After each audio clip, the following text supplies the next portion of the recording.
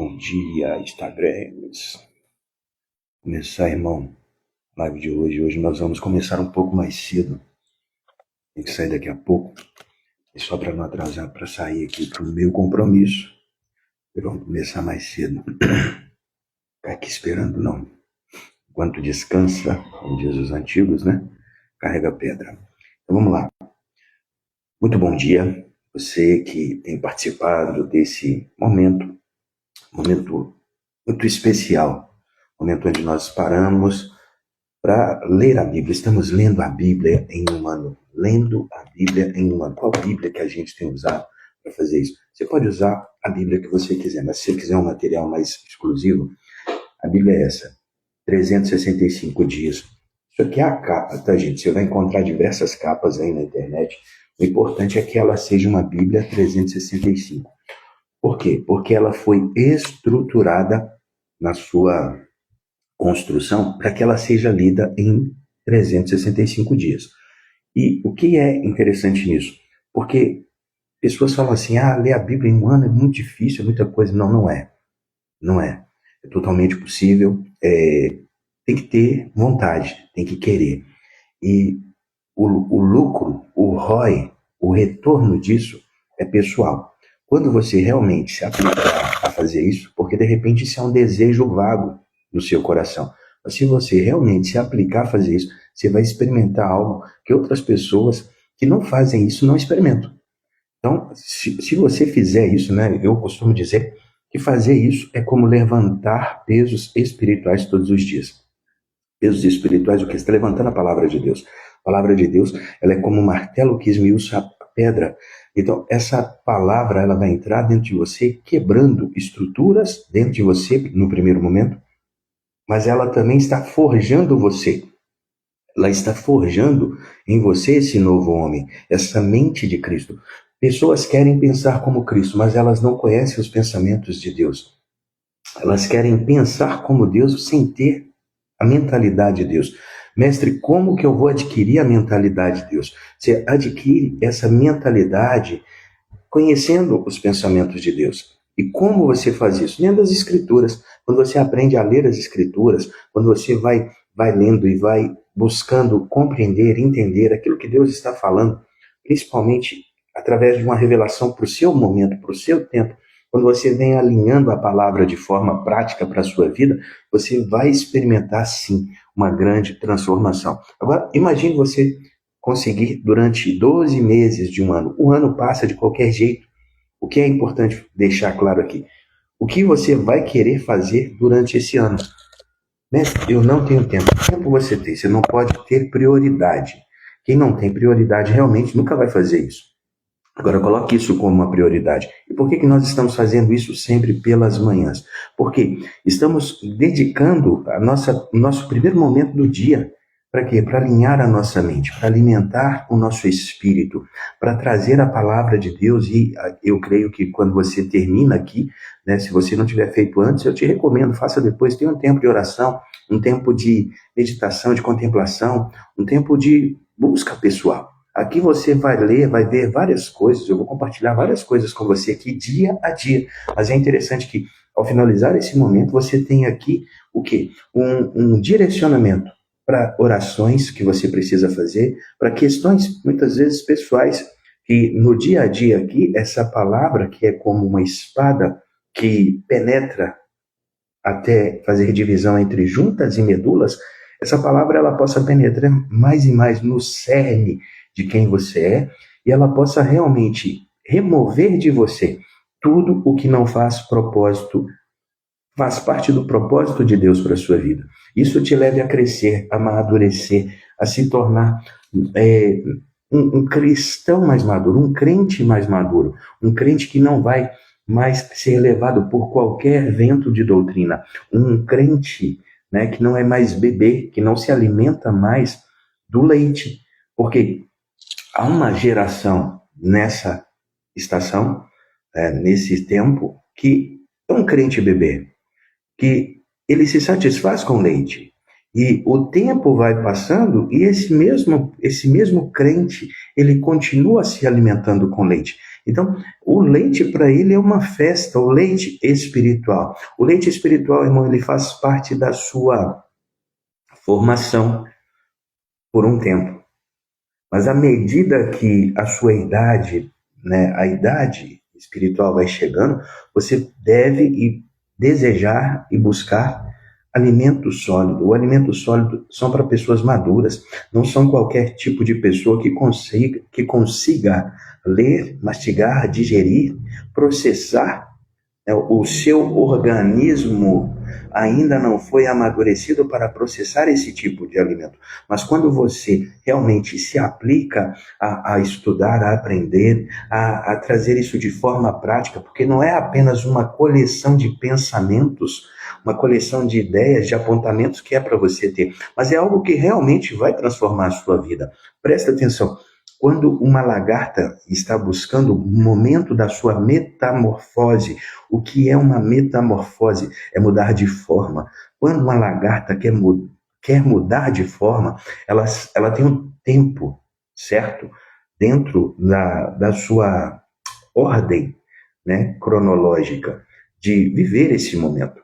Então, o que ela faz? Ela para por um momento, ela escolhe um determinado lugar e ali ela começa a tecer um casulo, o casulo da sua transformação. Ela tece aquele casulo e aquele casulo cobre a vida dela toda, cobre toda aquela lagarta. Depois de um tempo, aquela lagarta fica invisível porque ela está dentro do casulo que foi construído durante um tempo. E nunca mais, uma vez que aquele casulo se feche, nunca mais você verá aquela lagarta novamente. Porque uma vez que aquele casulo foi feito, foi fechado, e a lagarta fica ali dentro, o tempo necessário, ela sai dali transformada. Então, o que isso fala para mim, para você? Estamos tecendo um casulo espiritual de transformação para a nossa vida. O que acontece? Preste atenção. A salvação ela é pela graça. A salvação é pela graça. Mas a transformação, você deve trabalhar, buscá-la no dia a dia.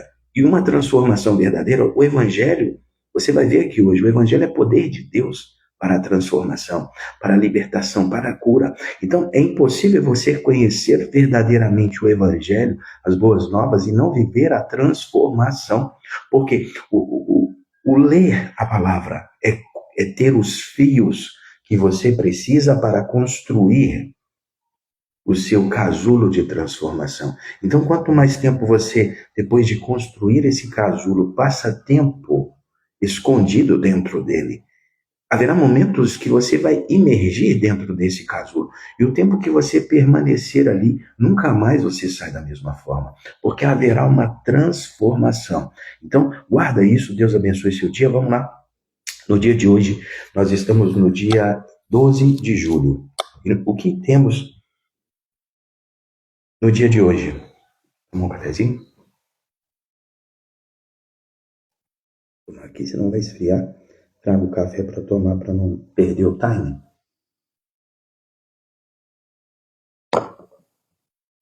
Dia de hoje, dia 12 de julho, nós estamos na leitura de 1 Crônicas, capítulo 12. 1 Crônicas, capítulo 12. Agora, veja bem, o que chama a atenção aqui, que eu quero compartilhar com você.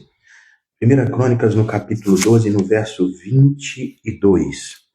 Verso 22. O que está falando aqui? Presta atenção.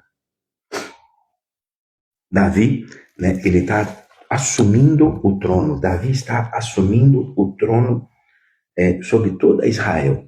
Aí tem alguns acontecimentos aqui que são muito interessantes. Verso 22 fala assim: a cada dia mais homens se juntavam a Davi, até que ele passou a ter um grande exército como o exército de Deus. Davi já tinha um exército que acompanhava ele, era um grande exército, porém quando ele é colocado rei sobre todo Israel, ele é ungido rei, ele é reconhecido rei pelas autoridades sobre toda a geografia de Israel, vários homens começaram a vir até ele, várias tribos, eram 12 tribos, as 12 tribos, agora da tribo de Judá, várias tribos, as 11 tribos começaram a vir até ele, procurar ele e se aliançar a Davi, e se conectar com Davi, para apoiar o seu governo, apoiar o seu reinado. Então, no verso 22, o que fala, né?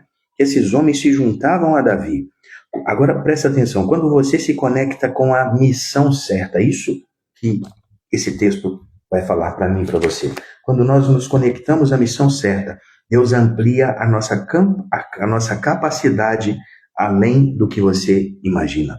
Porque Davi era um ungido de Deus, Davi era a pessoa que tinha a unção de Deus, o direcionamento de Deus, ele tinha o apontamento de Deus para aquele tempo.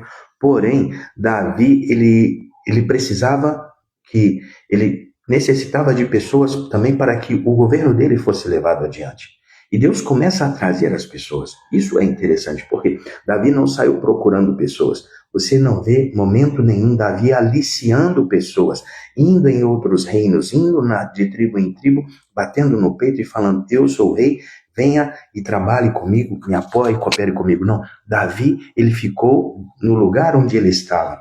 Mas a notícia de que ele era o homem do momento, o rei, ungido por Deus para aquele momento, quando isso foi despertado no coração de todo Israel, as tribos começaram a vir até ele. Então, quando você se conecta com a missão certa, qual é a missão certa para esse tempo?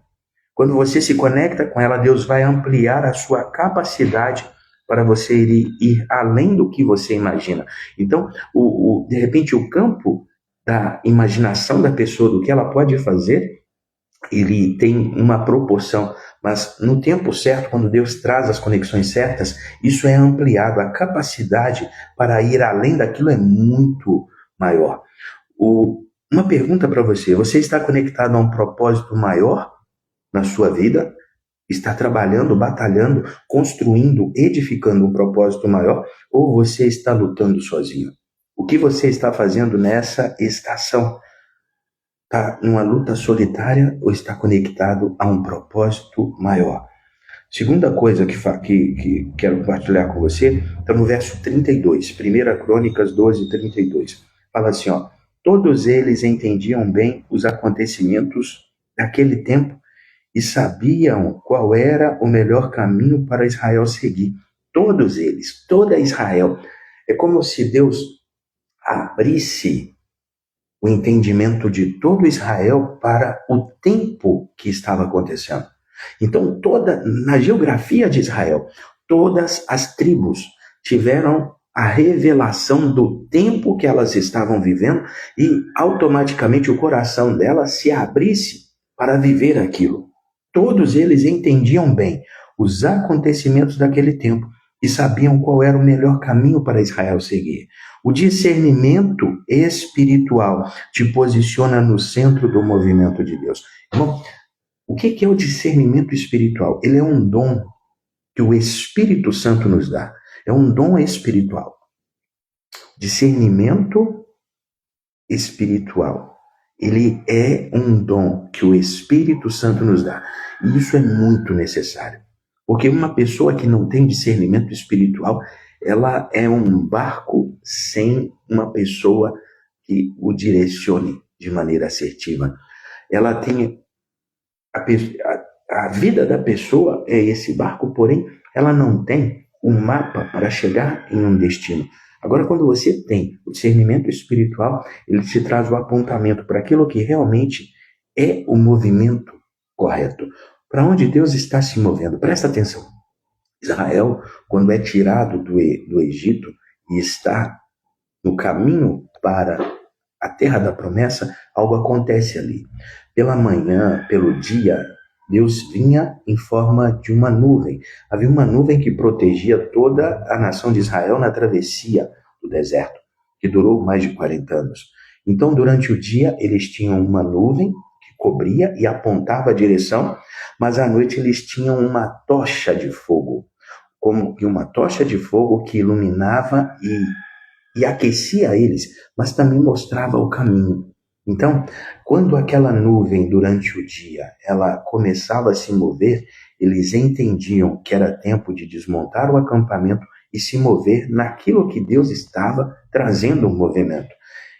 E isso é porque eles tinham aqui fora algo que apontava aqui para dentro, que era hora de se mover. Então, o discernimento espiritual nos dias de hoje, irmão, é você entender o tempo espiritual que você está vivendo. Qual tempo espiritual você está vivendo hoje? Deus está se movimentando em quê? O que Deus está fazendo? O que Deus está falando? Deus ainda fala. Então, quando você vai entendendo isso, amadurecendo os seus sentidos espirituais, você como homem, presta bem atenção nisso. Você tem sentidos naturais, mas você também tem sentidos espirituais. Você tem sentidos naturais. Você tem o tato, você tem a visão, você tem a audição, você tem a visão, você tem o olfato, você tem o paladar. E assim também você tem sentidos espirituais. Deus pode falar com você através dos seus sentidos espirituais. E quando você não entende isso, Deus pode já estar falando com você e você não entender que é Deus falando. Então, o aprender a reconhecer a voz de Deus é muito importante, porque isso vai abençoar a sua vida. Uma pergunta, irmão, você entende o tempo espiritual que você está vivendo ou você está apenas reagindo às circunstâncias? O que é a circunstância? É como uma cerca.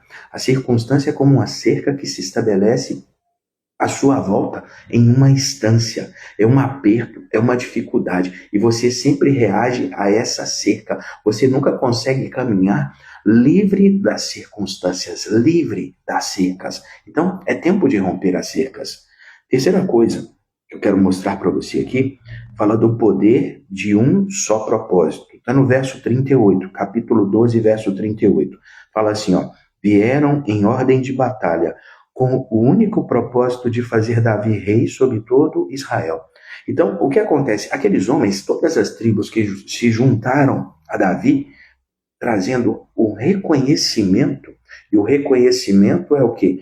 É algo externo que acontece para confirmar algo que você já carrega. O reconhecimento é algo que acontece na vida daquele que já é, não é algo que vai acontecer na vida daquele que talvez será. Porque há muitas pessoas que imaturamente ficam no offline esperando. Quando eu tiver o reconhecimento, eu faço. Irmão, o reconhecimento vem para pessoas que já fazem, que já são, que já estão estabelecidas fazendo algo. Elas não dependeram de uma aprovação, de um tapinha nas costas, de um reconhecimento para fazer aquilo que elas sabem que elas foram chamadas por Deus a fazer. Elas não vivem pela aprovação do homem, elas vivem por aquilo que realmente elas têm, a revelação no seu interior. Presta atenção. O apóstolo Paulo, se nós estamos aqui estudando a Bíblia, tem a parte onde nós vemos a vida do apóstolo Paulo. O apóstolo Paulo, ele não ficou esperando a aprovação dos apóstolos. Pedro, Tiago, João, os 12 que caminharam com Cristo, para que ele pudesse começar a pregar o evangelho, para que ele pudesse começar a levar aquilo que Jesus colocou no seu coração. Ele não esperou, ele não buscou a aprovação dos homens, mas ele caminhava livre disso. Gisele, bem-vinda, bom dia. Então ele caminhou livremente destas coisas, porque ele sabia o que Deus tinha colocado no seu coração para estabelecer. Então, quando os homens vinham até Davi, eles vinham para quê? Para dar a Davi o reconhecimento. O reconhecimento porque internamente eles já sabiam, Davi é rei. Cara, Davi é rei sobre todo Israel. Deus ungiu Davi. O tempo passou e confirmou isso. Nas ações de Davi, nas vitórias que Deus fez por intermédio de Davi, nos livramentos que Deus fez, que Deus trouxe através de Davi, as pessoas conseguiram, depois de um determinado tempo, isso foi gradativo, isso não aconteceu em todo Israel de uma única vez, mas nessa passagem aqui, é como se Deus abrisse o entendimento de todo Israel e falou assim, eu vou mostrar para vocês o que eu estou fazendo nesse tempo, porque eu quero que todo Israel se conecte no movimento que eu estou fazendo hoje. Então Deus não queria que nenhuma das tribos ficasse desconectada, sem o discernimento espiritual do momento que estava acontecendo. Eles recebiam o discernimento e agiam, eles se conectavam com isso. Isso fala de quê, irmão? Presta atenção. A unidade traz o discernimento, esse discernimento ele vai te levar a se movimentar na direção de algo ou ou principalmente de alguém, de uma pessoa. Deus vai te levar a se conectar com alguém. Então, vai gerar unidade. E o que acontece? A bênção de Deus, ela não acontece num lugar solitário. Ela acontece, ela é derramada na unidade. Salmo 133, se você ler ele, você vai entender. Ali ordena o Senhor a bênção. Quando há unidade, quando as pessoas têm a unidade, não a quantidade, não é questão de quantidade de pessoas, de número de pessoas, mas é questão de unidade. Pessoas unidas debaixo de um único propósito. Elas têm uma única mente, um único coração, um único apontamento. Deus começa a derramar uma bênção ali. Há uma bênção que acontece apenas nesse momento. E é uma bênção que, o que ela faz? A unidade verdadeira destrava vitórias impossíveis. Nós veremos, nós já vimos, nós iremos ver nesse tempo, nessa estação, e veremos também nos dias futuros. Grupos de pessoas unidos debaixo de um único propósito, de uma única visão, em unidade, onde Deus vai derramar bênção sem medida. E essa bênção vai destravar vitórias impossíveis. Uma pergunta para você: qual é o propósito que está unindo? Qual é o propósito que está unindo ou dividindo os relacionamentos e decisões da sua vida? Qual é o propósito que você está unido? Qual é o propósito que você se uniu a ele? Porque dentro do propósito de unidade existe uma bênção que Deus quer derramar sobre a sua vida. Quarta coisa que eu quero compartilhar com você: a presença de Deus transforma tudo. A presença de Deus é transformadora. No capítulo 13, no verso 14, fala de Davi indo buscar a arca do Senhor. Presta atenção. Davi, ele nunca pediu o trono. Davi não tinha aspiração a ser rei. Ele não tinha a ambição no coração de ser rei. Mas Davi, em todo momento, quando você inicia a leitura, lá em 1 Samuel, quando a Bíblia começa a falar de Davi, a palavra de Deus sempre vai mostrar um homem apaixonado por Deus, um homem que desejava, ansiava por Deus, um homem que buscava a presença de Deus. E o que fica evidente? Quando Davi é colocado rei sobre todo Israel, toda a geografia, ele era o cara que mandava na coisa toda. O que Davi faz? Davi tem uma primeira coisa que ele realmente começa a executar, e ele chama todo Israel para participar. Eles vão buscar a presença de Deus. A presença de Deus era simbolizada através de uma arca. Ela se manifestava através de uma arca. E aquela arca, ela tinha saído de Israel, ela tinha sido levada de Israel algum tempo atrás, precisamente por volta de 30 anos ou um pouco mais. Antes do reinado de Saul, antes de Saul ser levantado como rei, a arca foi levada embora. Aí o que acontece? Quando eles tentaram trazer a arca, ainda no reinado de Saul, a arca ela foi colocada na casa de um homem chamado Abinadab. E ela ficou ali por mais de 20 anos. Até que Davi assume o trono. Quando Davi assume o trono, Davi ele mobiliza os guerreiros de Israel para ir buscar a arca. Eles vão buscá-la. E a arca, ela no caminho, no trajeto, acontece algo. Depois você pode ler o texto, está em 2 Samuel capítulo 6. Acontece algo ali porque havia uma desonra, uma falta de honra com a presença de Deus que estava sendo restaurada a Israel. Aí, quando isso acontece, a arca vai para a casa de um homem. Davi guarda a arca na casa de um homem chamado Obed-Edom. E a arca fica na casa de Obed-Edom. A palavra fala que por 3 meses. Declara isso, 3 meses. Mestre, eu vou ter que esperar 1 ano para Deus me abençoar. Não, irmão. Deus não é dessa maneira. A bênção de Deus, ela é diária na nossa vida. Você acordou hoje, você já é abençoado. Feche seus olhos, encha seu pulmão. Declare nessa manhã: eu sou abençoado. Você é amado, você é abençoado todos os dias. Você não deixa de ser amado pelo que você faz ou deixa de fazer. Você é amado 24 horas, 7 dias por semana. Entendeu? O amor de Deus, ele é incondicional. Ah, mas eu pequei. Deus te amava antes de você aceitá-lo, recebê-lo. Jesus já te amava antes de recebê-lo, de ser recebido por você como Senhor e Salvador. Então, o amor dele não diminui quando você peca. Ele continua te amando. A pergunta não é se ele te ama, é se o prazer dele está em você. O prazer dele está sobre mim. A arca fica na casa de Obed-edom. A palavra fala que por 3 meses.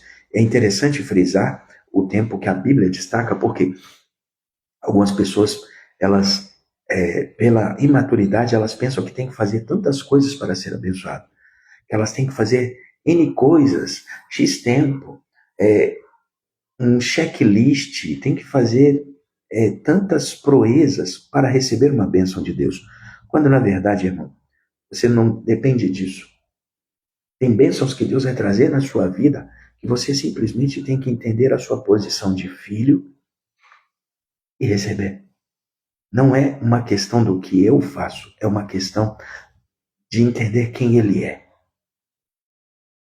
É uma questão de ter o entendimento de quem Ele é. Não é pelo que eu faço. Não é. Outro dia a gente aprofunda nisso. Agora veja bem. A presença de Deus transforma tudo. O Senhor abençoou a família de Obed-edom e tudo que ele possuía. A arca ficou ali 3 meses, 90 dias. Davi, quando deixa a arca ali e ele volta para o seu palácio, ele estava desgostoso no seu coração. Uma pergunta ecoa de dentro dele. Como virá a mim o Senhor esse tempo? Ele queria ver a presença de Deus naquela estação, naquele tempo que ele era o cara que mandava na coisa toda. Porém, ele teve o acontecimento onde o homem que estava à frente, puxando, né, conduzindo o carro de bois, aquele homem ele foi fulminado, ele morreu. Ele morreu diante de todas as pessoas ali, principalmente de Davi. E Davi desgosta-se, mas ele procura um lugar. Ele fala: eu não posso continuar levando, porque imagina, cada passo que a gente der, morre um homem, vai chegar lá, até eu vou morrer. Então eles levam a arca para a casa de Obed-edom. Ela fica 90 dias ali. Davi volta para o palácio. Davi estava dentro do palácio e um boato começa a chegar lá no palácio. Davi, desgostoso e espiritual, começa a ouvir boas novas. Ei, a presença de Deus, sabe, Davi? Sabe a arca que nós deixamos na casa daquele homem, Obed-edom? A presença de Deus tem abençoado toda a casa daquele homem. A arca abençoou a casa, a vida daquele homem. Então, o que é que isso mostra, irmão? Que a presença de Deus transforma tudo. A presença gera vida, crescimento e favor. Aquele homem, ele começou a experimentar vida, crescimento e favor. Agora, o que é que isso fala para mim e para você? O que você tem priorizado em casa? A presença de Deus ou a performance? Você tem priorizado a presença de Deus? Deus tem lugar no seu dia, nos seus dias, dentro da sua casa, no seio da sua família? Ou ele é apenas aquele momento do domingo, quando você vai para uma reunião cultuar ao Senhor? Torne Deus presente todos os dias. É muito lindo o que é comunicado a partir desse momento que a arca fica na casa de Obed-edom. É uma palavra muito gostosa de compartilhar, porque ela traz muita revelação, mas ela também traz muito temor. Em outro momento, eu gostaria de poder compartilhar isso com você. Mas aqui é importante frisar isso, que a presença de Deus transforma tudo. Traga Deus, irmão, para os seus dias, e você será grandemente abençoado. Agora, capítulo 14, no verso 16. Só um minutinho. No verso 16, último verso aqui, para a gente finalizar o Antigo Testamento. Fala assim: Davi consultou a Deus. Davi fez como Deus ordenou e derrotou os filisteus. Davi estava numa luta. A palavra fala que ele para e consulta a Deus. Davi fez como Deus ordenou e derrotou os filisteus. O que nós precisamos entender aqui? Seguir a estratégia que Deus traz gera resultados sobrenaturais. Se você lê o texto aí, você vai entender isso. A guerra das amoreiras. o próprio Deus se manifesta, porque ele dá uma direção para Davi, Davi segue a direção, e nessa direção ele vê o próprio Deus se manifestar para derrotar os seus inimigos. E de repente você está vivendo um tempo de lutas, o inimigo tem te cercado, fustigado a tua vida, porém você não buscou ainda o direcionamento de Deus. Deus, o que eu posso fazer nessa estação? Como eu posso vencer o meu inimigo? Como eu posso estabelecer a vitória? E aqui uma pergunta para você, irmão. Você consulta Deus antes de agir ou apenas pede ajuda quando algo dá errado? Você busca consultar a Deus antes ou você espera as coisas darem errado para falar assim, agora eu vou buscar a Deus? E é tão interessante que dependendo do grupo de pessoas que você anda, quando você fala assim, eu preciso buscar a Deus, eu vou orar. Normalmente é assim que as pessoas falam, eu vou orar. Aí quando ela fala assim, tem umas pessoas que olham e falam assim, rapaz, você está tão desesperado para orar? Por quê? Porque são pessoas que não têm isso na vida dela. Ela não busca o direcionamento de Deus, mas quando as coisas dão errado, bom dia, Lucas, seja bem-vindo, irmão. Quando as coisas dão errado, ela fala assim, não, agora é hora de buscar Deus. Não, quem busca Deus primeiro vai ter sempre um resultado melhor no segundo momento. Aquilo que você faz primeiro, aquilo que você coloca em primeiro na sua vida, sempre vai determinar o que vai acontecer no segundo, no terceiro, no quarto momento. E quando nós fazemos isso ao longo de um dia, é muito poderoso porque estamos estabelecendo a presença de Deus e buscando a bênção de Deus para acompanhar o nosso dia. Não é apenas uma questão de um momento, é algo que nós queremos no nosso dia. E Davi, ele nos mostra isso aqui, ele nos ensina isso. Agora, entrando dentro da leitura do Novo Testamento, começamos aqui a leitura de Romanos. Romanos 1 fala assim, 1:5, né? Fala que Romanos 1, no verso 5.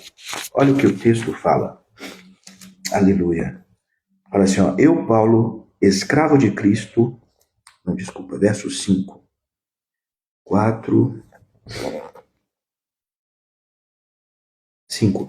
Por meio dele recebemos a graça e a autoridade como apóstolos para de chamar os gentios em toda parte a crer nele e lhe obedecer em honra ao seu nome. O que esse verso comunica, né? Deus nos chama a quebrar os muros e a anunciar as boas novas a todos. A quebrar os muros. Veja bem, Paulo, ele vem aqui mostrando o evangelho. Ele estava em Roma, tinha acabado de chegar em Roma. E o que ele fala? O evangelho, ele não é um lugar, uma boa notícia para ficar guardada, mas é uma boa notícia para ser levada. O evangelho é uma boa notícia, uma boa nova que chegou à minha vida. Então, por que eu abro aqui para compartilhar? Porque eu quero que mais pessoas possam receber o evangelho, mais pessoas sejam alcançadas pelas boas novas, pelas boas notícias. Não é algo para ficar no meu reservatório, é algo que eu preciso entender que eu tenho e que isso cresce na minha vida quanto mais eu compartilho. Então, quanto mais pessoas eu levo a entender a compreensão daquilo que é o poder de Deus, o evangelho é o poder de Deus. Quanto mais essas boas notícias são levadas às outras pessoas, mais isso abençoa a vida do mensageiro. Amém? E aqui fica uma pergunta: você tem vivido a sua fé como missão ou como algo privado? Você constrói uma fé apenas para a sua vida pessoal ou você vive a sua fé como uma missão? Você transborda e transporta isso na vida de outras pessoas ou você guarda isso apenas para o seu dia a dia, para o seu deleite, para o seu afazer diário? Como você trata isso? Verso 16, olha o que fala. Romanos 1, no verso 16. Olha o que Paulo fala. Pois não me envergonho das boas novas a respeito de Cristo, que são poder de Deus em ação, para salvar todos os que creem, primeiro os judeus e também os gentios. O que é o evangelho? O evangelho são as boas novas. Ele fala, não me envergonho das boas novas, boas notícias. Evangelho, irmão, é uma boa notícia. Quando uma pessoa está sendo evangelizada, ela não está sendo aterrorizada, porque existem pessoas que quando elas querem evangelizar, elas chegam falando, você vai para o inferno. Isso não é uma boa notícia. A não ser, você pode até falar que você vai para o inferno se você não receber Jesus como Senhor. Mas eu acredito que existe um viés aí que você pode trazer o evangelho realmente como uma boa nova para despertar a pessoa, para ela entender que existe algo muito melhor, muito superior, uma vida a qual Deus preparou e chama ela a viver, que é muito superior à vida que ela possa estar vivendo naquele momento. Então, o que ele fala? A respeito de Cristo, que são o poder de Deus. O Evangelho é o poder de Deus. Não é um bibelô, não é um adereço. O Evangelho é poder. O poder de Deus para quê? Para salvar todo aquele que crê. Todo aquele que crê, ele vai experimentar o poder de Deus. Para curar, para salvar, para libertar. O Evangelho é o poder de Deus que transforma. Agora, o que isso fala? Nós não devemos nos envergonhar do Evangelho. O Evangelho é o poder vivo, não é uma teoria, não é uma utopia. O Evangelho é o poder de Deus, é a boa nova para o doente. Você pode ser curado, você pode ser curado.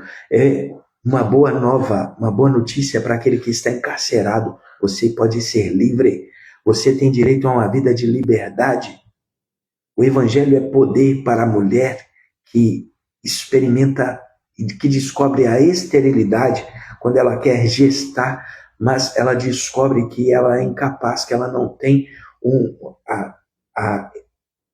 a capacidade de gerar. Então, quando o Evangelho chega na vida de uma mulher dessa, a vida dela é tocada porque ela descobre que Deus é capaz. O Evangelho é uma boa notícia, você pode gerar. Você pode gestar. Então, é quando o poder de Deus se manifesta para trazer um toque no ventre estéril, para que ele se torne um ventre que é capaz de gerar, de produzir. E a pergunta que fica, você tem vivido a sua fé, né? Você tem escondido a sua fé por vergonha ou por medo?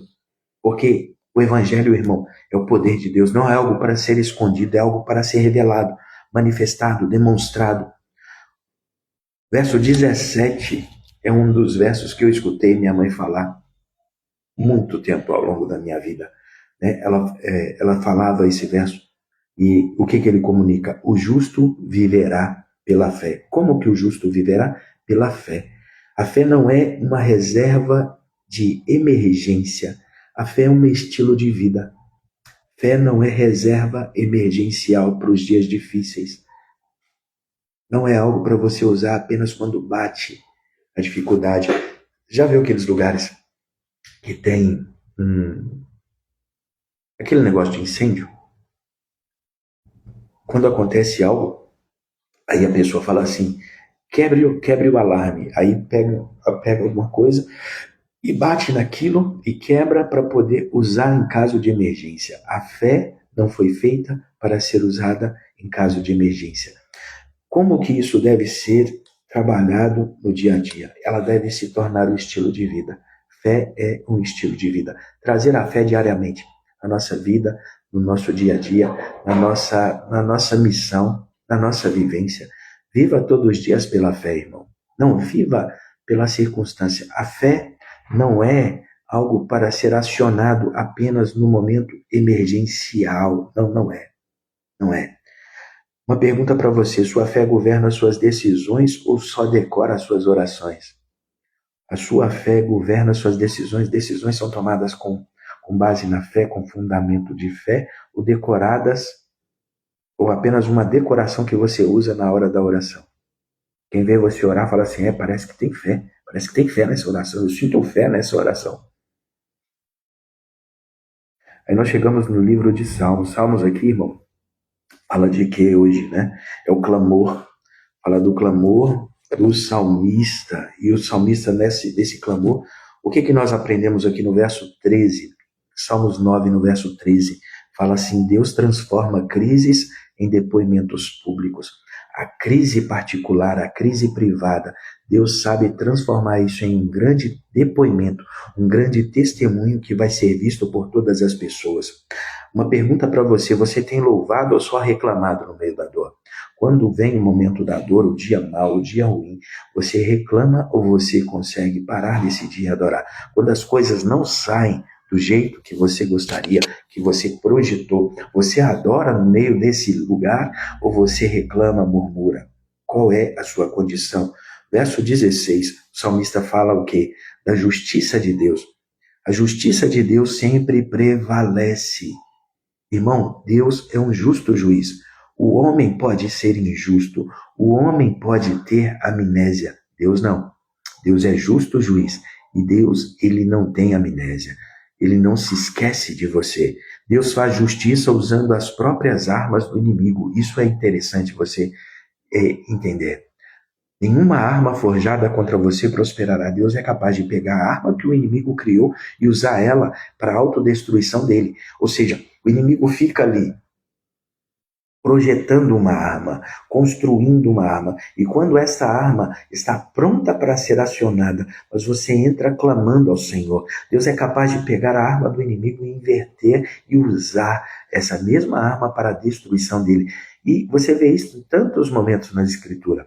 Um dos momentos onde você vê isso claramente é quando Mordecai está ali no livro de Esther, ele está prestes a morrer, a perder a sua cabeça, a ser enforcado. E naquela noite, o rei recebe o entendimento de que Mordecai, que tinha salvado ele de ser morto, ainda não tinha recebido nenhuma recompensa. E naquele momento, Deus começa a liberar honra sobre a vida de Mordecai, justamente no momento que tinha uma forca preparada para matá-lo. Aí o que acontece? Uma inversão acontece ali. A forca que foi preparada para a destruição de Mordecai é a mesma forca que é usada na destruição de Amã. Deus é totalmente capaz, irmão, de pegar aquilo que hoje está assolando a sua vida, que é aquilo que hoje está causando medo, pânico, pavor ao seu coração e transformar isso na arma que vai destruir o inimigo que persegue a sua alma. Então, aprenda a louvar ao Senhor no meio do momento onde você está vivendo. Estabeleça um trono de louvores. Não permita que o inimigo construa um bezerro de ouro no seu coração, capaz de levar a sua atenção e te deixar distraído do Senhor. Renuncie a esse bezerro e você vai experimentar um grande livramento da parte de Deus. Amém? Uma pergunta para você: você confia na justiça de Deus ou busca fazer do seu jeito? Você é a pessoa que tem que ser do seu jeito ou você confia no Senhor? Quando você é injustiçado, perseguido, você mesmo quer se levantar, arregaçar as mangas, ir lá e falar. E você é daquele tipo de pessoa ainda que fala olho por olho, dente por dente, ou você confia em Deus para fazer a sua justiça? Provérbios 19, para a gente encerrar. Provérbios 19, no verso 4 e 5. Olha o que fala. A riqueza atrai muitos que se dizem amigos, mas a pobreza afasta todos eles. A riqueza atrai amigos, a pobreza os dispersa. A testemunha falsa não ficará sem castigo, o mentiroso também não escapará. O que esse provérbio pode ensinar para nós no dia de hoje? Mentiras e falsidade, toda mentira e falsidade são atalhos para o fracasso. Irmão, não existe atalho para o sucesso. Existe um processo. Tem pessoas que podem até chegar de uma maneira rápida pegando um atalho, mas não tem algo sólido construído e a casa cai. A casa no devido tempo ela cai. Ontem mesmo eu conversava com um irmão, ele estava contando um testemunho de como ele tinha construído uma vida próspera, uma vida rica, né? Materialmente falando. Mas o que acontece? Ele mexia com coisas ilegais. Ele trabalhava no dia a dia com coisas ilegais. E aquilo, ele começou a ser preso e aquilo começou a gerar um medo no coração dele. Quando ele voltou para casa, depois da terceira vez que ele foi preso, ele olhou para tudo que ele estava vivendo. Ele olhou para sua casa, para sua família e começou a considerar se ele poderia viver sem aquilo. E Deus moveu no coração dele, ele decidiu abrir mão das coisas ilegais, das mentiras. E ele falou: Adriano, quando eu abri mão disso, quando eu decidi abrir mão dessas coisas, quando eu saí da vida errada, é como se tudo aquilo que eu tivesse construído, todos os bens que eu tinha adquirido nesse tempo, Todos eles foram me sendo tirados. Eu tive que vender tudo, tudo, tudo. E voltei à estaca zero novamente. Voltei a morar no lugar de onde eu saí quando eu iniciei nessa vida.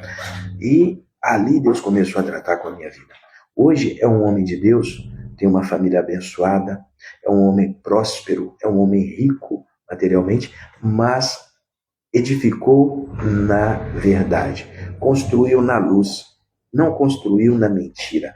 Então, isso é muito importante, porque veja bem, mentiras e falsidades são atalhos para o fracasso. Quem vive uma vida de mentira, então, está construindo o atalho, e o atalho gera fracasso.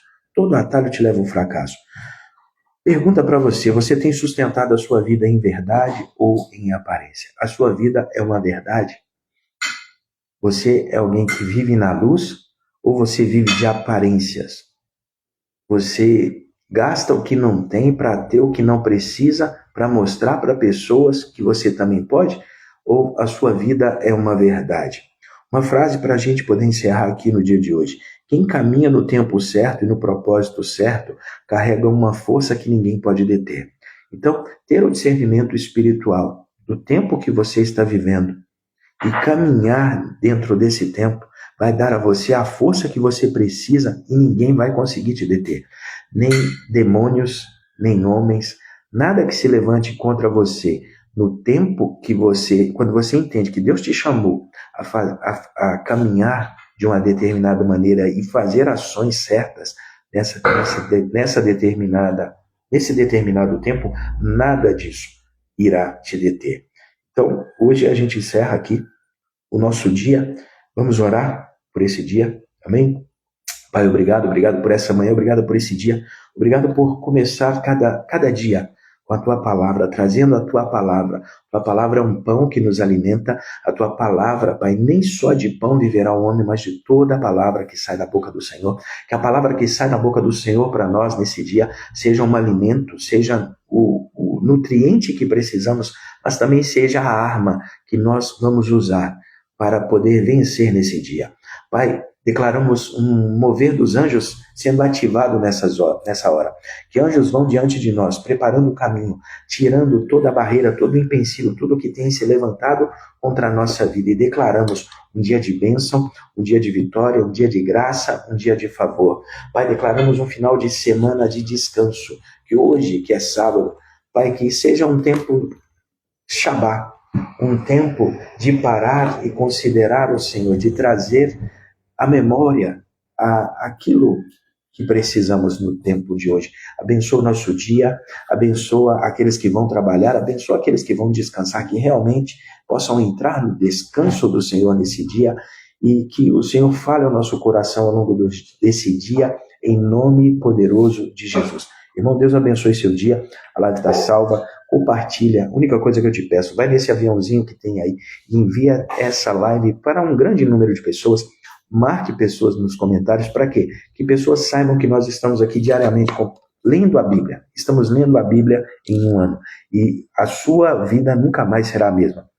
Um ano vai passar de qualquer jeito. Durante um ano você vai ler 66 livros que falam de Deus, que são a palavra de Deus. E você vai adquirir uma nova mentalidade. Sua vida nunca mais será a mesma. Amém? Deus te abençoe. Até amanhã, 6:30 da manhã.